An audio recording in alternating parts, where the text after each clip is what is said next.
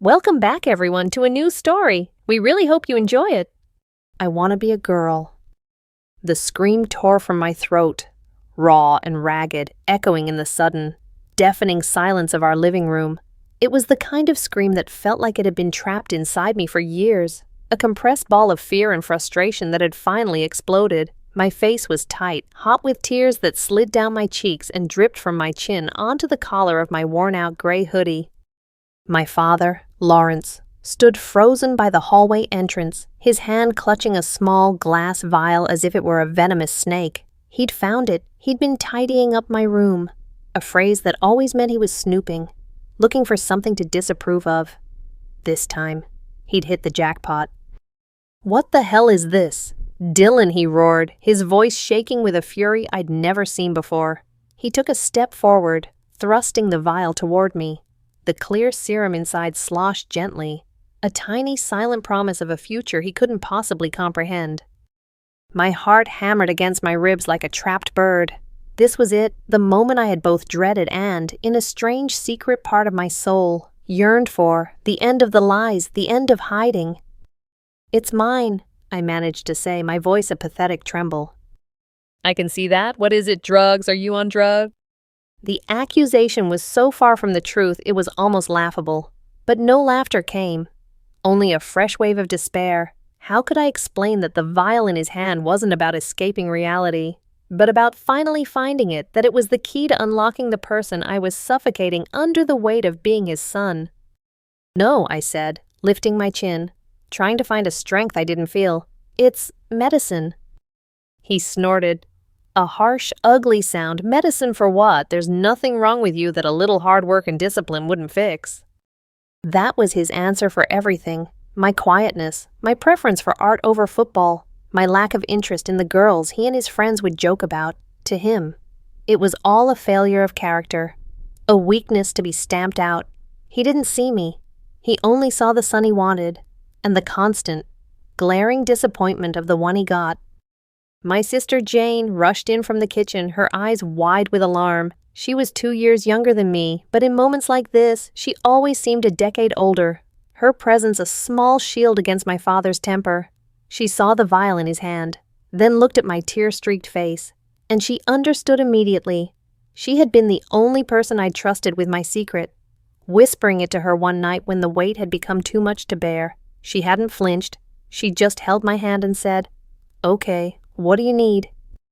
"Dad, stop it," she said, her voice firm. She moved to stand beside me, a silent, unshakable wall of support. "You stay out of this, Jane," he warned, his gaze still locked on me. "Your brother is throwing his life away on God knows what, and you're encouraging him." "He's not throwing his life away," Jane said, her voice rising. "He's trying to live it." The words hung in the air. A declaration of war. My father's face went from red to a pale, mottled white. He looked at me, his eyes searching mine for any sign of the boy he thought he knew. He found none. "I'm not going to pretend anymore," I whispered, the words tasting of freedom and terror. "I can't. This is who I am." I took a shuddering breath. "My name is Di." It was the first time I had said it out loud to him. The name felt foreign and perfect on my tongue.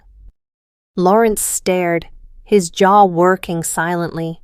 The anger in his eyes was slowly being replaced by something far worse, a cold, hard wall of rejection.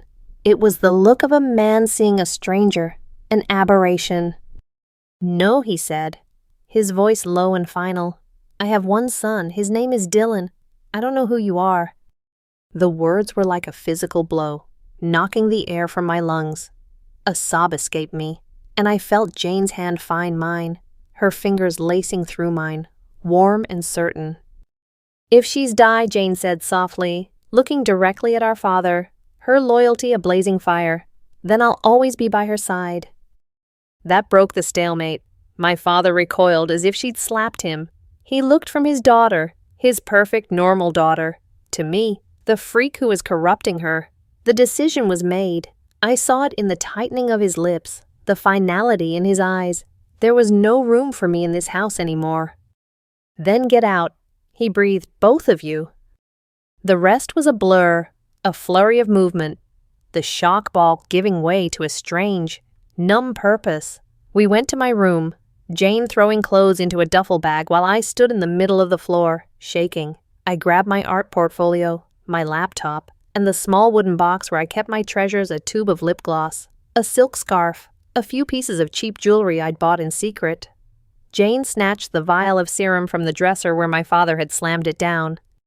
As we walked toward the front door, my mother, Elizabeth, stood in the hallway, her hand over her mouth, her face a mask of confusion and grief. She didn't try to stop us. She didn't say a word. Her silence was its own kind of damnation. Then we were outside. The rain had started, a cold, miserable drizzle that soaked through my hoodie almost instantly. The night air of Fairfax, our quiet, manicured suburban town, felt heavy and suffocating. We left the pristine lawns and matching mailboxes behind, walking toward the main road without a destination, with nothing but a duffel bag, a portfolio, and a single vial of hope. Hours later, we were huddled in a drab, anonymous motel room a few towns over, the kind with thin blankets and a lingering smell of stale smoke. Jane had used the emergency cash she'd saved from her summer job to pay for the room. She sat on the edge of one of the beds, watching me with worried eyes. I sat on the other, the vial cradled in my palm. This was Dr. Hample's gift to me. I'd found him through online forums. A kind, elderly doctor who specialized in helping people like me, people whose bodies didn't match their souls. He'd run tests, talked to me for hours, and finally agreed to prescribe the serum. This will help align your physical self with your true self. Die, he'd said, his voice gentle, but the journey is yours to walk. My journey was starting now, in this cold, lonely room. My hands were trembling so badly I could barely open the sterile packaging of the syringe. Rain lashed against the window, each drop a tiny hammer against the glass. "Are you sure about this?" Jane asked, her voice barely a whisper. I looked at her, my sister, who had just been cast out of her home for me. I looked at the vial, the physical manifestation of a dream I'd held since I was a child, a dream of looking in the mirror and seeing me. The fear was immense, a roaring tide in my ears, fear of the unknown, of the changes, of the world's hatred, but the fear of going back, of being Dylan, of suffocating again that was infinitely worse. "I have to be," I said. I filled the syringe, the clear liquid a stark contrast to the darkness outside. My breath hitched as I held the needle over my thigh, the metal tip cold and terrifying. This was it. There was no going back. Jane moved to sit beside me, her arm wrapping around my shoulders. She held me tight, her warmth a small anchor in the storm of my emotions. I closed my eyes, took a deep, shuddering breath, and pushed the plunger. A cold sting, and then it was done. The first dose was in. The first step was taken. I let the syringe fall from my fingers, and a wave of something enormous washed over me. It wasn't relief. Not yet. It was a profound and terrifying mix of hope and dread. I leaned my head on Jane's shoulder and finally let myself cry. Not in anger or frustration, but for the boy I was leaving behind, and for the woman I was desperately hoping to find. I woke up the next morning to the gray light of a rainy dawn filtering through the cheap motel curtains. For a moment, I didn't know where I was. Then the memories of the previous night came rushing back, the fight, the rain, the needle. My heart gave a painful lurch. I lay perfectly still, holding my breath, and did a mental inventory. Did I feel different? I wasn't sure. I was just tired. My body heavy with the bone-deep exhaustion that follows an emotional cataclysm. But then I noticed it, a subtle shift. I ran my hand over my arm, and the skin felt softer, smoother.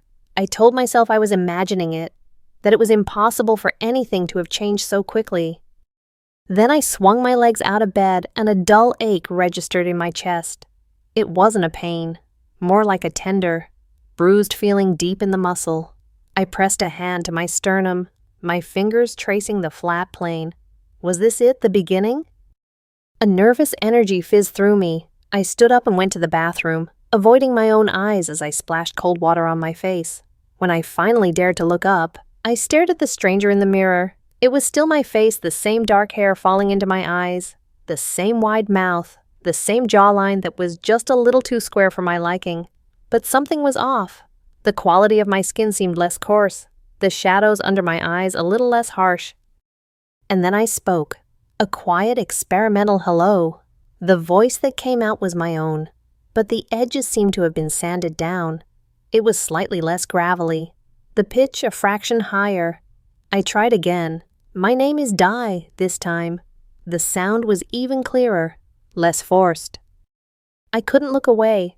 I was mesmerized, terrified, and thrilled all at once. This was real. It was happening. Jane stirred in the other bed. "What time is it?" she mumbled, her voice thick with sleep. She sat up, rubbing her eyes. And then she saw me standing there, staring at my reflection. Her expression shifted from sleepy to instantly alert. She got up and came to stand beside me, her gaze flickering between my face and my reflection in the mirror. "Whoa," she said softly. You look different." She reached out and gently touched my cheek. "Your skin, it's clearer." I let out a shaky breath. And my voice, did you hear it? "Yeah," she said, a small smile playing on her lips. She gave my arm a playful punch, though it was much gentler than usual. "You look pretty, and a little less like a grumpy troll." I laughed, a real laugh, and the sound was another small revelation. It felt lighter in my chest. Jane's teasing was exactly what I needed. It made the terrifying changes feel manageable, even normal. Later that morning, my phone buzzed. It was a text from a number I didn't recognize, but the message was clear. "A friend will be there in 1 hour. Trust her, Dr. H." An hour later, a sensible blue sedan pulled into the motel parking lot. The woman who got out was in her late 50s, with kind, crinkling eyes and a calm, reassuring smile. She wore a simple dress and a cardigan, and her graying hair was pulled back in a neat bun. "I'm Margaret," she said, her voice as warm and comforting as a cup of tea. "Dr. Hampel sent me. He said you and your sister might need a place to stay for a while." Relief washed over me so intensely my knees felt weak. Margaret, we soon learned, was a retired nurse who volunteered with an organization that helped people in my situation. She didn't ask questions or pass judgment. She just loaded our meager belongings into her car and drove us away from the dreary motel. She took us to a small, charming cottage nestled in a quiet, wooded area an hour outside the city. It was her guest house, she explained, and we could stay as long as we needed. The place was clean and cozy, with a small kitchen, a fireplace, and 2 comfortable bedrooms. After the sterile anonymity of the motel, it felt like a palace. "I brought a few things I thought might help you feel more at home," Margaret said, opening a large box she'd brought inside. My heart started to beat a little faster. The box was filled with clothes, not men's clothes. It was a collection of simple, soft-looking dresses, skirts, blouses, and cardigans. "They were my daughter's," Margaret explained gently. "She's about your height. She left them here years ago and told me to give them away. I think she'd be happy to know they're going to someone who needs them." I stared at the clothes, a lump forming in my throat. I had secretly bought and hidden women's clothing before. Cheap items I'd squirrel away in the back of my closet. But this was different. This was an offering, an acceptance. That evening, after a simple dinner Margaret had left for us, Jane pulled out the clothes. "Come on," she said with a grin. "Fashion show." My hands were shaking. This felt like a bigger step than the injection. This was visible. This was real. We started from the bottom up. First, I shaved my legs in the shower, marveling at the unfamiliar smoothness of my own skin. Jane had bought me a few things at a drugstore, on the way a floral-scented body wash, a bottle of lotion. The smells were new, intoxicating. Then came the underwear. Jane handed me a pair of simple, soft cotton panties with a delicate lace trim. I held them in my hands, the fabric feeling impossibly light and fragile. Taking off my boxers and sliding them on was a moment of profound significance. The way the soft fabric hugged my hips, the absence of the familiar bulk of material it felt, right, deeply, fundamentally right. Next was a bra. It was a simple, wireless training bra, but putting it on was another milestone. The straps over my shoulders, the band around my chest, it felt like a gentle hug, an embrace of the future I was stepping into. My chest was still sore, and the light pressure of the fabric was both comforting and a constant, thrilling reminder of the changes happening inside me. Jane picked out a simple, knee-length A-line skirt in a deep blue color and a soft, cream-colored blouse. As I pulled the skirt up, the fabric, a soft, flowing rayon, swished around my newly smooth legs. I had never felt anything like it. It was a sensation of freedom, of airiness. I tucked the blouse in, the silky material cool against my skin. "Okay," Jane said, her voice soft with anticipation. "Turn around." I walked over to the full-length mirror leaning against the bedroom wall, and I stopped breathing. The person looking back at me was a hesitant stranger, a work in progress. My shoulders, which had always seemed so broad and awkward, looked narrower in the soft cut of the blouse. The skirt gave me the illusion of hips, a gentle curve where there had been none before. My hair was still too short, my face still too angular, but for the first time, I didn't see a boy in a costume. I saw a glimmer, a promise of the woman I was meant to be. Jane came up behind me and started gently combing my hair, parting it on the side and brushing it to soften the masculine cut. "See," she whispered, meeting my eyes in the mirror. "There she is." That's when the tears started. They weren't tears of sadness or fear this time. They were tears of a profound, earth-shattering relief. I was seeing myself for the very first time. It was like I'd been looking at a blurry, out-of-focus photograph my whole life, and someone had finally adjusted the lens. I was still scared of the long road ahead, but in that moment, seeing a faint outline of the real me in the mirror, I knew I had made the right choice. I was finally coming home to myself. A week passed in the quiet sanctuary of Margaret's cottage. It felt like a lifetime. Each morning, I'd wake up and rush to the mirror, cataloging the subtle transformations. The softness of my skin was undeniable now, my body hair growing back finer and sparser. My chest was tender and visibly fuller, small, firm buds that made my heart leap with a strange, fierce joy every time I brushed against them. My waist had started to taper, a faint but definite curve beginning to define my torso. My voice, with conscious practice, was settling into a higher, more natural register. I was shedding Dylan like a snake shedding its skin, and with each passing day, I felt more like Di. Living as a woman, even in the seclusion of the cottage, was a revelation. I learned the rhythm of it, the way a skirt moves when you walk, the gentle weight of a necklace against your collarbone, the simple grounding ritual of a skincare routine morning and night. Jane was my patient teacher, showing me how to move, how to sit, how to carry myself in a way that felt authentic, not like a performance. Finally, Margaret decided it was time. "You can't hide in here forever." "Dear," she said one afternoon, her tone gentle but firm, "we need to get groceries, and you need to experience the world as yourself." Panic flared in my chest, hot and sharp. The cottage was a safe cocoon. Out there all, the world of stairs, of judgment, of my father. "I'll be with you," Margaret said, seeing the fear in my eyes. "And Jane will be, too. You'll be fine." Getting ready felt like preparing for battle. I chose my outfit with painstaking care, a pair of well-fitting dark-washed jeans that hugged my new curves, a simple lavender sweater, and a pair of flat, comfortable ankle boots. It was a deliberately unremarkable outfit, designed to blend in. Jane helped me with a touch of makeup, just a little concealer to hide the lingering shadow on my upper lip, a swipe of mascara to make my eyes pop, and a hint of tinted lip balm. When I looked in the mirror, I saw a nervous-looking but plausible teenage girl staring back at me. The drive to the supermarket was silent.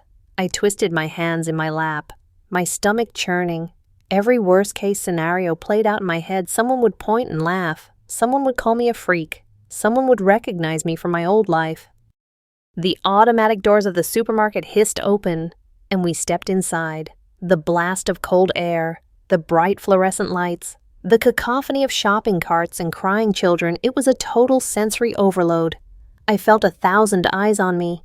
Even though I knew it was just my paranoia, I stuck close to Margaret, keeping my head down, my hair falling forward to hide my face.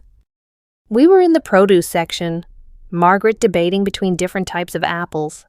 When it happened, I was reaching for a plastic bag when my hand brushed against someone else's. "Oh, sorry," a voice said. I looked up and into the eyes of a boy my age. He had messy brown hair and a friendly, open face. I froze, expecting the flicker of confusion or disgust I was so used to seeing. But it didn't come.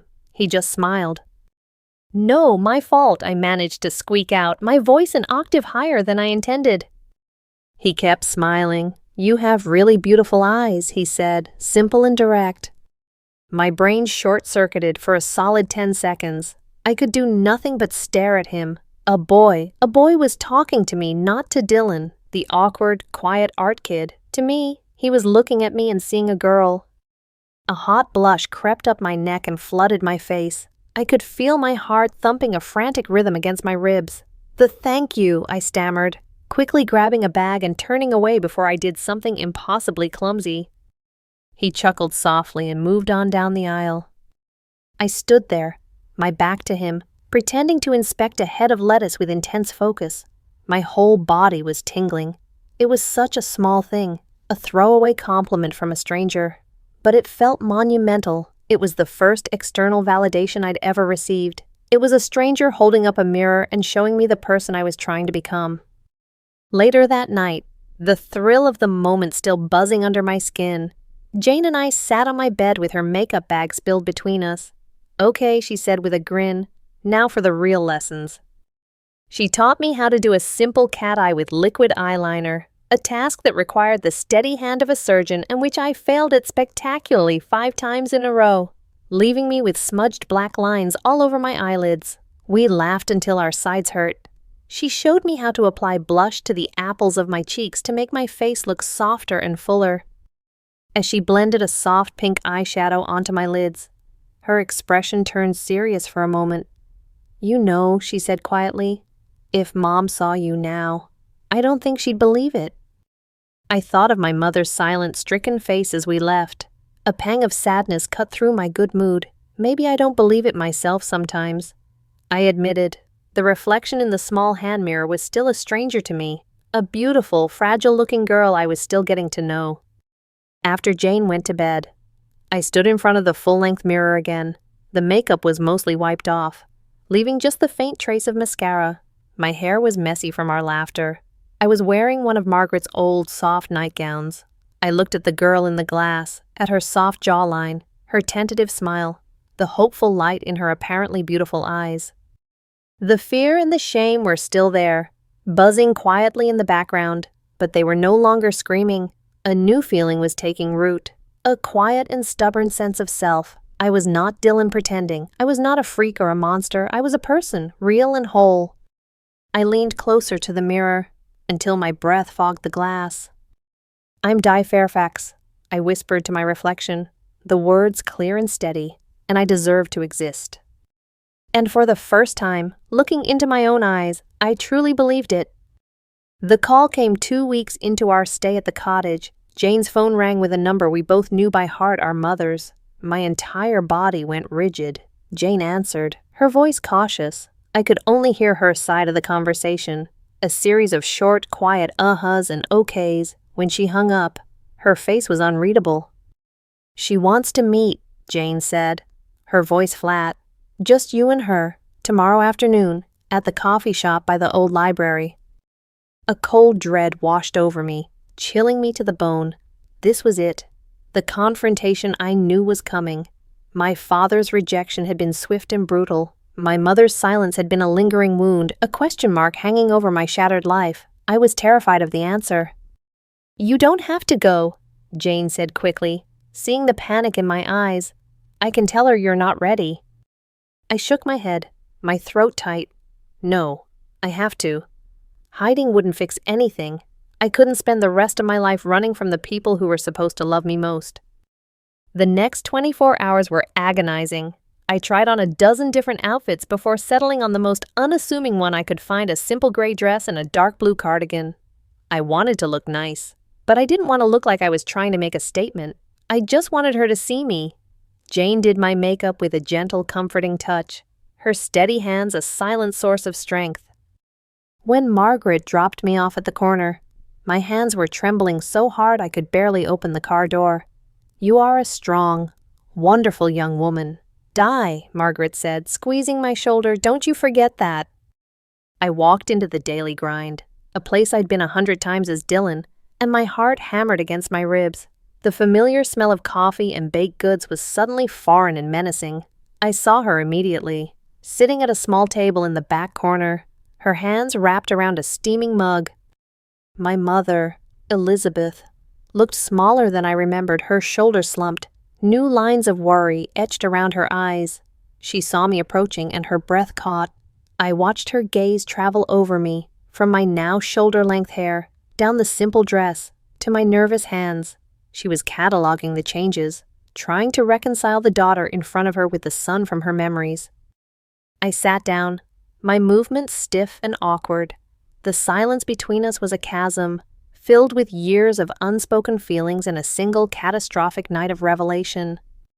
Finally, after what felt like an eternity, she spoke, her voice raspy. "Your hair has gotten long." "Yeah," I croaked, "I'm growing it out." More silence. She stared into her coffee cup, her knuckles white. I waited, braced for the anger, the tears, the recriminations. When she looked up again, her eyes were filled with a profound, aching sadness. "I always taught you to be honest," she said, her voice barely a whisper. "I told you that telling the truth was the most important thing, even when it was hard." She took a shaky breath. "Now you're doing it. You're telling the truth about who you are, and it's the hardest thing in the world." She let out a soft, broken sound, halfway between a laugh and a sob. "I don't have the right to be angry at you for learning the lesson I taught you." A tear escaped and traced a path down her cheek, and just like that, the dam inside me broke. The weeks of tension, fear, and desperate hope came pouring out in a flood of silent tears. I reached across the table, and she took my hand, her grip surprisingly strong. "Is it still you?" she asked, her voice pleading. "Under all this, are you still my child?" "Yes, Mom," I wept, my voice thick. "It's still me. I'm still here." She nodded, squeezing my hand tighter. "Okay," she whispered, "okay." We sat like that for a long time, two people finding their way back to each other across an impossible divide. She promised she would talk to my father, that she wouldn't give up on him. It wasn't a perfect solution, but it was a start. It was a bridge. When I left that coffee shop, I felt like I could fly. I had my sister, and now I had my mother back. A few days later, I got a call from Dr. Hampel. He had another suggestion for me. "There's a support group I work with," he said. "A community of young people, all on similar journeys. I think you could find a lot of strength there. Die, and perhaps give some strength, too."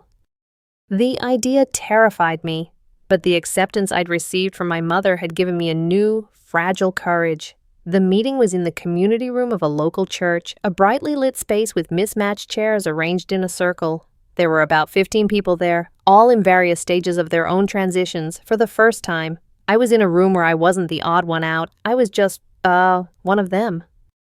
I listened as others shared their stories of pain and rejection, but also stories of joy, of discovery, of finding peace. When it was my turn to speak, my voice trembled. I started from the beginning, talking about the secret feelings I'd had as a child, the fight with my father, the terror and hope of that first injection.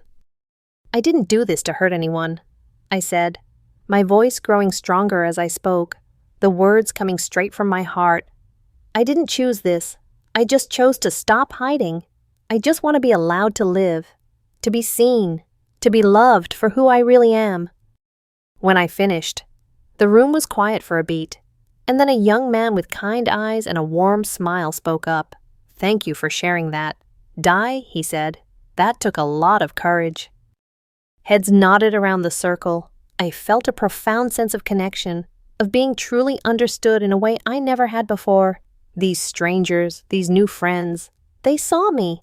They saw my struggle and my hope, because it was their struggle and their hope too. Leaving the meeting that night, I felt a new sense of purpose. I wasn't just fighting for myself anymore. I was part of something bigger. I had a voice, and for the first time, I wasn't afraid to use it. The fear hadn't vanished. but it no longer owned me. It had been replaced by a quiet, steady resolve. I was Di Fairfax, and my story was just beginning. The community support group became my lifeline. Every week, I would go and listen and, eventually, share more of my own story. Dr. Hampel encouraged me to be a speaker at a small, local community outreach event he was organizing. The goal was to build bridges, to educate people who, like my father, simply didn't understand. The thought of public speaking sent a jolt of pure terror through me. But the memory of the faces in that circle, faces filled with hope and fear, pushed me to say yes. The event was held in a rented conference room at a hotel. It was a modest crowd, mostly families, friends, and allies. But my stomach was a knot of nerves. Jane, my mom, and Margaret sat in the front row, their encouraging smiles a beacon in my sea of anxiety. When my turn came, I walked to the podium on unsteady legs. I clutched the sides of the lectern, my knuckles white. I took a deep breath and started to speak, my voice shaky at first. I told them about growing up feeling like an actor in my own life, about the suffocating weight of pretending to be Dylan. I talked about the fear, the isolation, and the single burning desire to see my true self in the mirror. Then, I spoke about my family. The hardest part of this journey wasn't the physical changes, I said, my voice thick with emotion. It was the fear of losing the people I love. I didn't do this to hurt anyone. I don't want to cause pain or break my family apart. I looked out at the audience, my gaze sweeping past my mom and Jane. I just want to be able to live honestly. I just want to be loved for who I am. As I spoke those words, I saw a movement in the back of the room. Near the exit, a man stood there, his shoulders slumped, half hidden in the shadows. My breath caught in my throat. It was my father. He stood there for another moment, his face unreadable from this distance, and then he turned and slipped out the door. My heart sank. He'd come only to confirm his disapproval, to see the freak show his son, his daughter had become. I stumbled through the rest of my speech, the fire and passion gone, replaced by a hollow ache. That evening, back at Margaret's cottage, there was a knock on the door. My mom went to answer it, and when she came back into the living room, my father was with her. I froze on the sofa. Every instinct screamed at me to run, to hide. I couldn't face another confrontation, another round of his cold, bitter rejection. He looked older, more tired than I had ever seen him. The anger was gone from his face, replaced by an expression I couldn't decipher. It looked like a mixture of confusion and pain. He didn't speak for a long time. He just looked at me, truly looked at me. Perhaps for the first time since the fight, he saw the soft fall of my hair, the gentle curves of my body in the simple dress I wore, the nervous way I was twisting my hands in my lap. Jane came and sat beside me, a silent protector. My mother stood by the fireplace, her arms crossed, giving him the space he needed. Finally, he cleared his throat, the sound loud in the quiet room. I heard what you said, he began, his voice raspy and low. Tonight, at that meeting, he looked down at his shoes, unable to meet my eyes. You said you just wanted to be loved. He looked up then, and I was shocked to see his eyes glistening with unshed tears. All I ever wanted was for you to be happy. You know, strong, successful. He shook his head, a gesture of profound weariness. I thought I knew what that looked like. I had a picture in my head, a son who was tough, who played sports, who would take over the business someday. He took a hesitant step closer. I was so focused on that picture, I think I stopped seeing the real person right in front of me. I pushed you to be someone you weren't, and I broke your heart and mine. A tear finally escaped and rolled down his weathered cheek. Tonight, I didn't see a stranger on that stage, he said, his voice thick and choked with emotion. I saw my child, begging to be loved. I realized I've been so afraid of losing my son. He paused, swallowing hard, but I think I already did, a long time ago, because he was never really there. He stopped right in front of me, his hands clenched at his sides. I don't understand this. Di, he said, using my name for the first time. The sound of it from his lips made me gasp. I don't think I ever fully will. But, he took a ragged breath. I don't want to lose my daughter, too. And then he said the words I never ever thought I would hear. "I'm so sorry. I'm sorry." It was all he could manage. He couldn't say more, but he didn't need to. In that broken, heartfelt apology, I heard everything: the grief, the regret, the reluctant acceptance, and beneath it all, the stubborn, buried love of a father for his child. I stood up, my legs trembling, and I did something I hadn't done in years. I hugged him.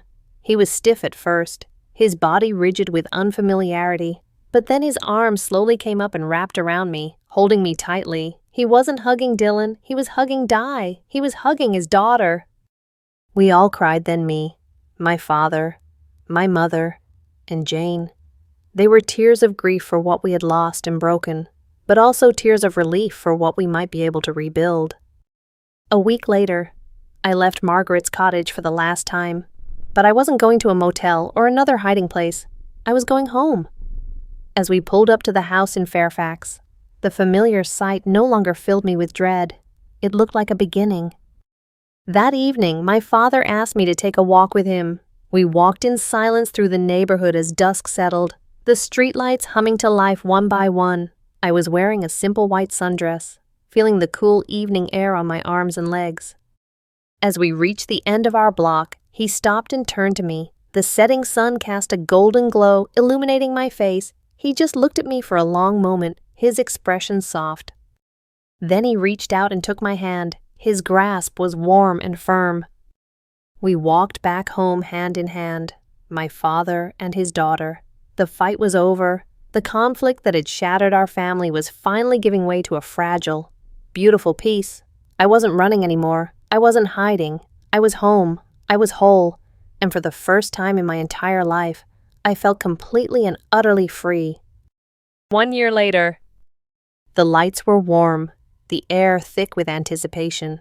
I stood on a small stage in a university auditorium, a microphone in my hand, looking out at a sea of young, hopeful, and anxious faces. It was an LGBTQ+ youth summit, and I was the keynote speaker a year ago.